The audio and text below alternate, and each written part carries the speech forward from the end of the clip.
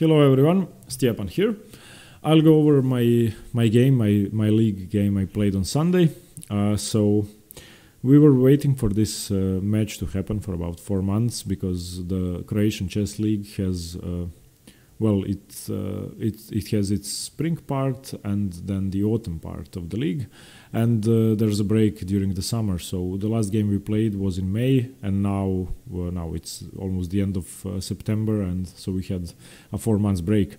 And before the break, we were first on the scoreboard, the first team on the scoreboard, even though we were the one before last before the league started. So we have the second weakest team in our division, in our league, and out of 15 teams we were first. And this match we played against the second team on the table, who were actually the first ranked team before the league started. So it was quite an important match. And what's even better is that whoever wins the league or comes in second gets to advance to the higher tier league. So we would advance to the third Croatian chess league if we won or if we came in second.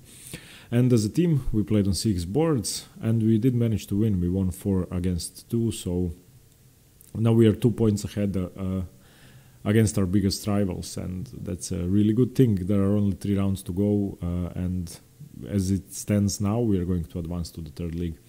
I played board 4, and I didn't actually know who I was going to be playing, even though I was preparing for about 4 months, so I got to prepare for their entire team. Let me just decline a challenge. Yeah, I'm sorry if you are challenging me during my filming, but I can't really accept challenges. So, anyway, I played an opponent rated 1979, and he wasn't actually listed on their team. They implemented the new rule that you could bring new players to the team during the break, so I really didn't know who I could expect, and I didn't know I would be playing him. So he was about 100 points higher rated than me. Now let's go to the game. So I played e4 because I play e4. My opponent played pawn to c5, so the Sicilian defense. And I played knight to f3, d6, d4, c takes d4, knight takes d4, knight to f6. And now, as you probably already know, I sometimes play the Prins Sicilian with pawn to f3. And since my opponent probably didn't know he was going to play me, because I usually don't play board 4, then he probably didn't know that I play f3. So I played f3. I didn't want to go for any normal Sicilian lines. And here he played the main line, e5, knight to b3, and now d5. This is the best way for black to play. And now white plays bishop to g5, pinning the knight.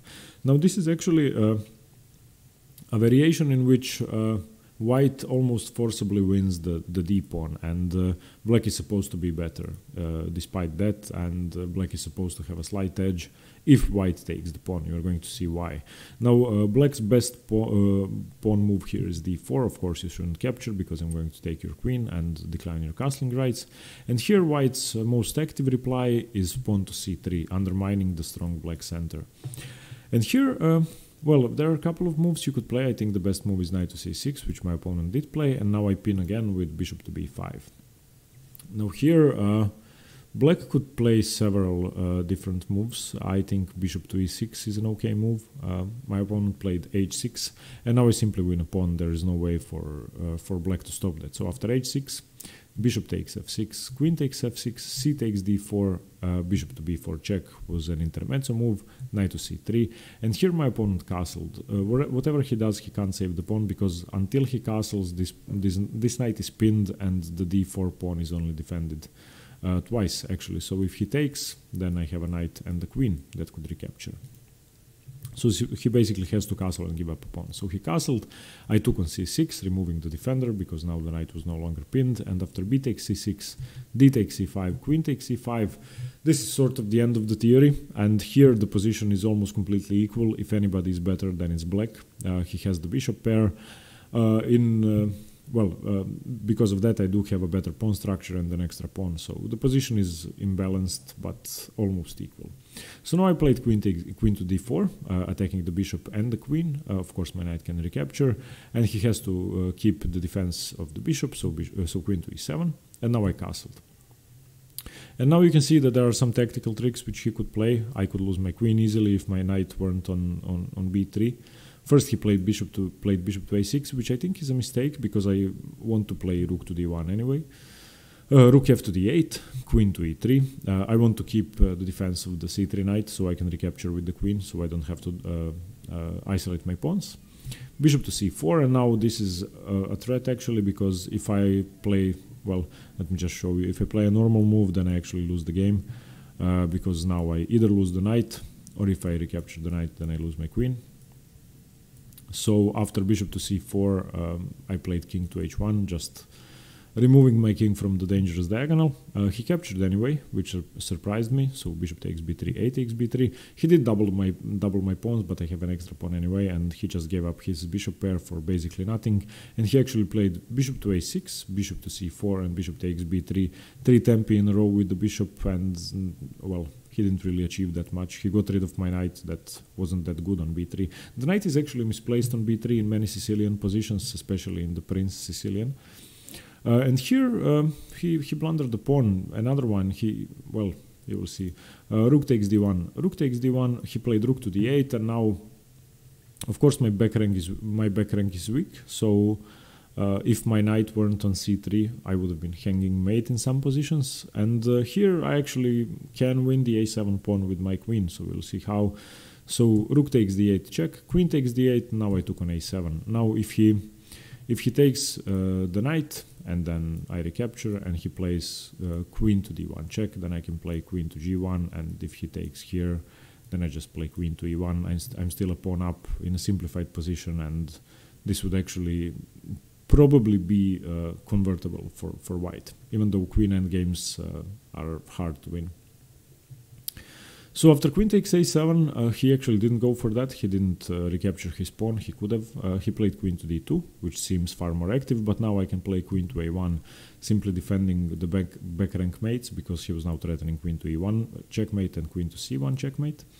And I'm also defending the b2 pawn, so I was happy now, 2 pawns up. Yeah, by the way, I'm not sure what the engine evaluation is. I didn't check the game with an engine yet, so I'm going to do that at the end of the video as always, just to see where I went wrong. Here he played bishop to d6, and I had my first real think of the game. I actually took about half an hour here, because the position is very complex. Even though I'm 2 pawns up, it doesn't really mean that much. Now, of course, one of his threats is queen to f4. Let's see, if I do nothing, okay, a stupid move, queen to b1, let's say. And now he plays queen to f4, and I either have to retreat my queen, or if I play something horrible like g3, then he takes here, and I'm going to end up being checkmated, like this, for example. This is just checkmate. So after bishop to d6, I decided to play g3 immediately, and because now he doesn't have time to capture my f3 pawn, because I can play queen to d1. So now I played g3, he did play queen to f2, and I played queen to d1. And now I was calculating this variation. I was calculating queen takes b2, an exchange of pieces, knight for bishop. And now I can either play knight to e2 to decline the trade, or I can take queen takes d6. It's not checkmate still, because I can retreat my queen or save my knight with knight to d1. So now after queen takes c3, I can interpose a check. I would have, because I think the king is worse on h7 than on g8. So king h7, queen to d1, defending my pawns, and I'm once again 1 pawn up. It's the same position. It could probably be converted, and who knows, perhaps I could have won this. But after queen to f2, queen to d1, I think he made a horrible mistake. He played h5, and I think that I just have to be better now with the 2 pawns, because I get to play queen to e2, and now all of a sudden everything is defended, all of my pawns. So after queen b6, queen to c2, and I have to say I thought I was going to win the game at this point. Here he played queen to e3, but I just played king to g2, and here h4, queen to e2. Queen to g5, now threatening my pawn 3 times, so queen to f2. And here he played bishop to f4, which I think was a mistake, knight to e2, and bishop to e3. And now the move f4 doesn't force a queen trade. After the move f4, he played queen to c5 defending. And now I liked my position even more. I think this is just even more winning than before, because I get to advance up the board, and he's actually stuck. He's going to have to trade his h4 pawn, which he spent 2 tempi moving up. So now queen f3, h takes g3, h takes g3, bishop to d2, and this is where I went wrong. I actually sat down to have a cup of coffee after the game, and I started thinking about this position. This is where I went wrong, and I lost the chance to win the game. So this is what I found after the game. I'm going to see with an engine whether I was right or not. So the move I was calculating was queen to d3, of course, which forces the bishop to e1, and now there's a threat of queen to f2, which is at least a draw. So after this, I found this move, so knight to d4, and I don't really see what he does. I think his best move, his best idea would be to play queen to c1 to try and threaten something, and after queen to c2 and then queen to e3, I was going to play knight to f5. This is the move that I found after a long while. So now after knight to f5, his queen is attacked. He would have to go all the way back, I think, or to b6, I think. Well, there's a problem. If he goes to a7, then I can take this pawn. If he goes to b6, then I think I can take the pawn anyway, because now if he takes, I have this check. So I'm not sure what he does. Well, if he goes here, I can take. After queen takes c6, he can take on b3, which isn't that clear, but I think I'm still better. Well, I'm going to see with an engine. Anyway, after bishop to d2, I didn't play queen to d3 because during the game I just didn't want to allow this. I didn't find the move knight to d4 during the game, so I didn't play that. And after bishop to d2, I played a horrible move, just allowing queen to c2, which I, well, intended to do. I just wanted to give back one pawn, and they are doubled anyway. So I played g4. And the move g4 doesn't really do anything. I wanted to start a pawn storm on the king side. It's 3 versus 2. But I can't really do much. He played queen to c2, and now I just blundered my win. And I just played the move that loses all of my advantage, and just horrible move. I played d5, completely missing that I just lose a pawn because my knight is pinned. So he took on f4. Now, of course, my knight is pinned. If I take with the queen, he takes my knight. So I took because I think that was the best option. Queen takes f4, queen takes c2 check, king to h3. And now I'm a pawn up, he can take on b2 and be equal immediately. This is, I'm not sure what the engine is going to say, but this has to be all zeros. There's no way for either of us to win, or at least there's no way for either of us to prevent constant checking. So perpetual check is inevitable here, I believe, and the game ended in a few moves in a draw. So now queen to d3 check, king to g3, queen to f1 check, queen to g2, queen to d3 check, queen to g3, queen h7, and here we agreed to a draw. So, well, I have to say I was disappointed after the game. I blundered my win in two moves in this position. After bishop to d2, g4 was a waste of time, and then after queen to c2, e5 was just a blunder, just missing that. I lose my f4 pawn for nothing. Because the thing is, if I lose my b2 pawn, it's not that big of a deal, because I still have these 3 connected passed pawns on the king side. However, after I lose the f4 pawn, I don't have a place to hide. There's nowhere for my king to go. And this is just a draw. So I didn't lose any rating points. He was high rated than me, so I won a couple of rating points. And we won as a team. My half a point lost wasn't so crucial. We won anyway, so I was happy about that. And I have to say, I think the opening went well. I mean, it's a theoretical line which I knew well, and I don't think I made any mistakes. I'm going to check with an engine now. So d6. D4, c takes d4, this is all correct. F3 is of course not the best move, knight to c3 is the best move, but this is still equal, perhaps even slightly better for white. E5 the best move, knight b3, d5.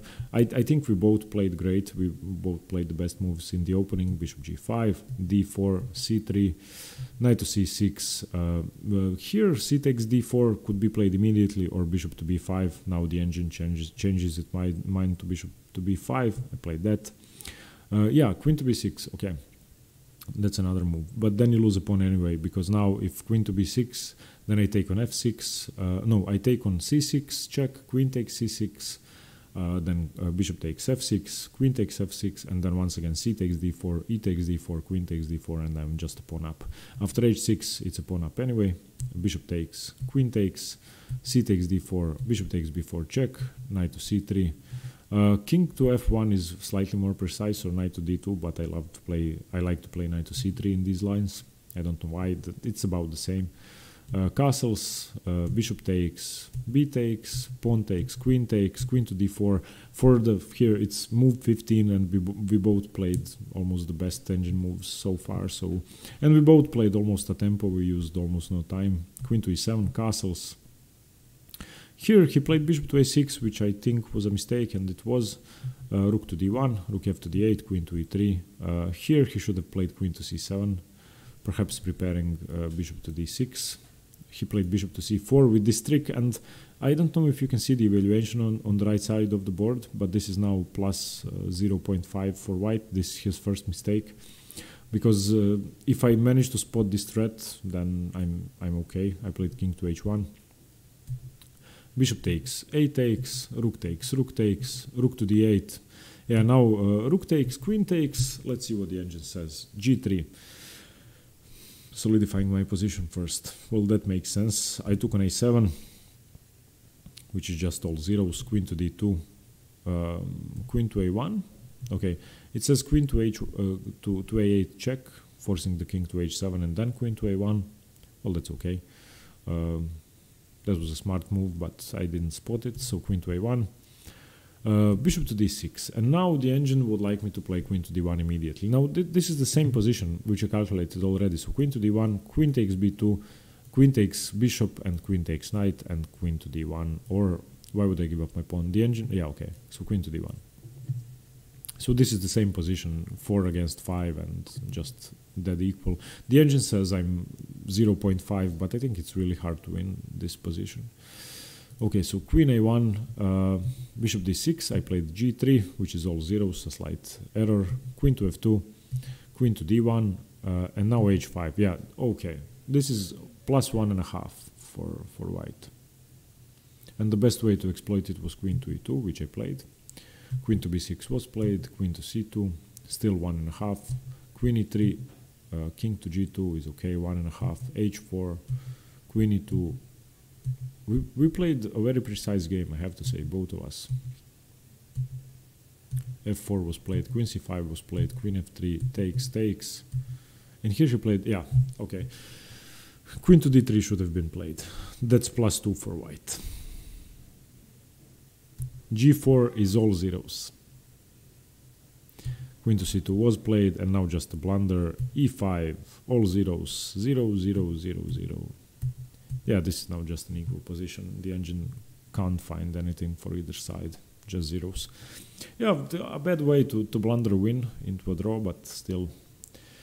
I think this critical position after bishop to d2, I had about, I think, half an hour on the clock. I should have used it here, because if I manage to figure this position out, then I simply convert being 2 pawns up. I should have taken a lot longer for this decision, because after the game I actually managed to find the move. Well, okay, I hope you got something from this game. We play the next game in a week and a half, next Sunday, so not this Sunday, but in 10 days. And I hope we win again. If we win next week, then we are probably even practically in the third league already. We can't lose the advantage. Okay, thanks very much everybody. Thanks for watching, and stay tuned for more chess. See you later. Bye bye.